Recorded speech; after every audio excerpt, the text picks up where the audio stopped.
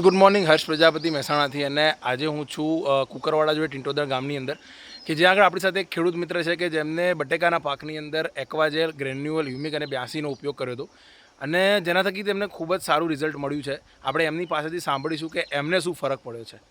તમારું નામ? મારું નામ પ્રજાપતિ રમણભાઈ સેદાભાઈ. ઓકે. ગામ ટિંટોદર? ટિંટોદર, તાલુકો વિજાપુર, જિલ્લો મહેસાણા. ઓકે. તમને કેવું રહ્યું બટેકાની અંદર? બટાકાનું અંદર સરસ રિઝલ્ટ હતું.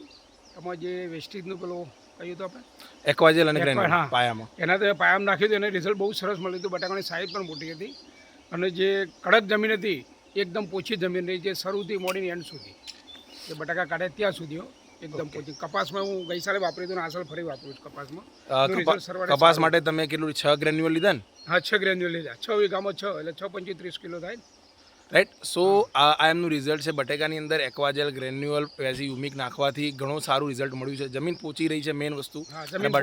બટેકાની અંદર સૌથી ઇમ્પોર્ટન્ટ વસ્તુ એ હોય છે.